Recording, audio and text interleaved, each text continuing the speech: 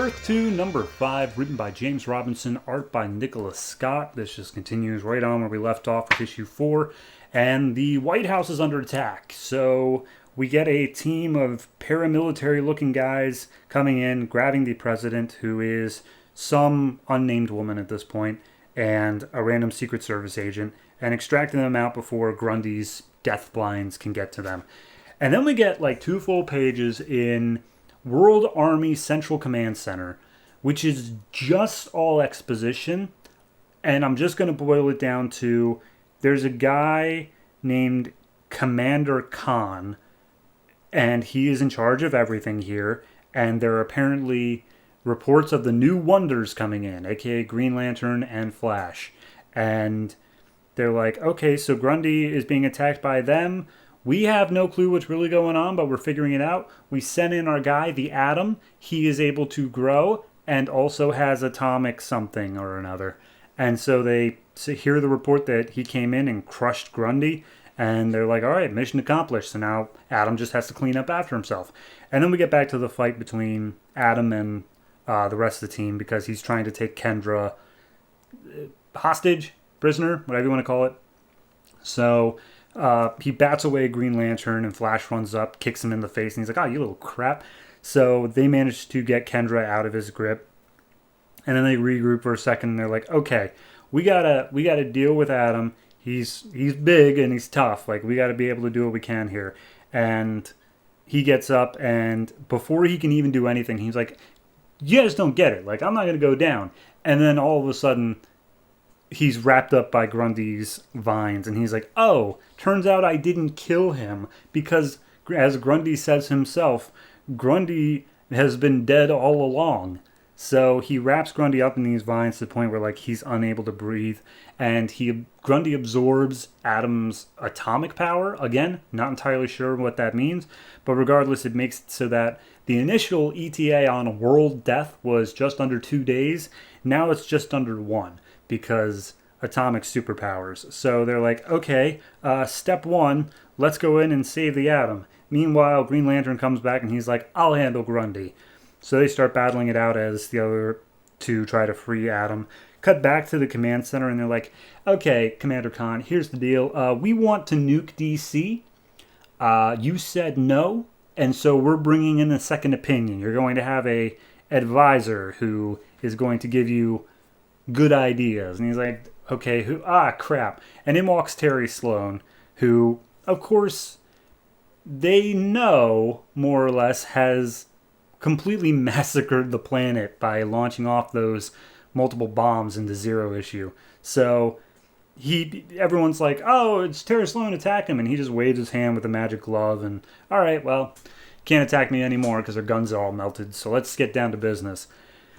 So we see the fight continuing on. Green Lantern has once again pulverized Grundy.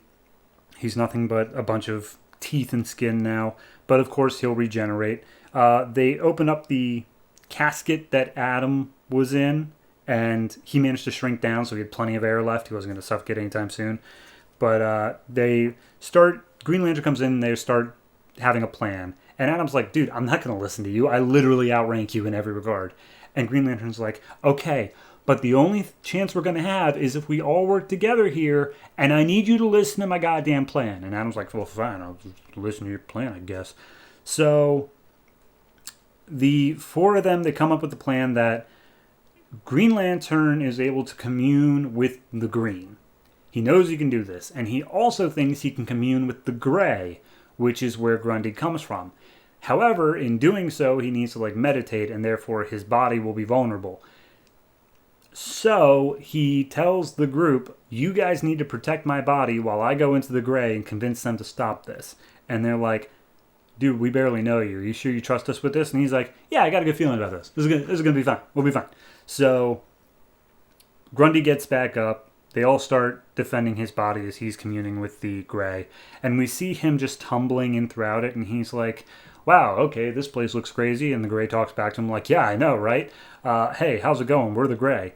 And he's like, hey, your dude, Grundy, he's kind of destroying the world.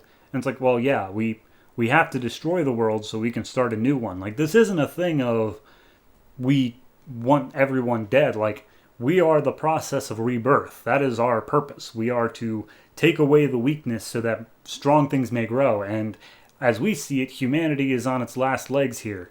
And it's like, no, humanity's not on its last legs. We're doing fine. We're thriving. Everything's great. You just got to give us more time. And he's like, the Gray is like, nah, I don't think it's gonna work. He's like, all right, please. And he's like, even if we wanted to stop Grundy now, he's literally too strong to stop. Like, he is making up majority of our power force right now.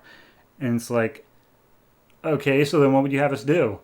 And Gray's like, oh, well, how about you just join the Gray? Like, if you show up, you're like, we've got power over death, dude. We can give you back anything you want, including your dead lover. And he's like, that's tempting. That's really tempting. So we cut back to World Command, and they're basically, Harry Sloan's just like, hey, remember how I nuked all those cities before? I want to do it again. And Khan's just telling him, like, this guy's crazy. Do we admit that this guy is crazy? And they're like, yeah, he's crazy, but like, if it's going to work, it's going to work. We might have to do it. And we see that the fight is against Grundy still keeping up. They're still doing it. But then inside, we see that perhaps Green Lantern is actually giving into the Gray a little bit, because he is cuddled up with his dead lover, and that's that. So it does feel like this is, the penultimate issue. Next issue we'll get the rallying point to like, yeah, oh no, it's literally Avengers if you think about it. There's this whole thing that's threatening the world, and then they want to nuke the city. Like, it's just the third act of Avengers. But I like it. It's definitely, it's setting up the characters well. It's doing a good job in that. It's setting up these stakes. It's following the Justice League formula, where their first arc is this world-threatening thing in order to prove themselves, and then probably it'll go down from there.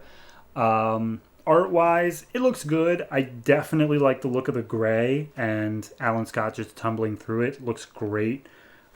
Beyond that, everything else is pretty stock standard overall. Nothing's too amazing throughout it. The Gray was definitely the standout point. So overall, I'd say I give it a 7.5. It's very good. Earth 2 is definitely one of the more interesting titles, just because it's not beholden to status quo as much. It's able to change things up, and they're definitely taking full advantage of that. So I like it.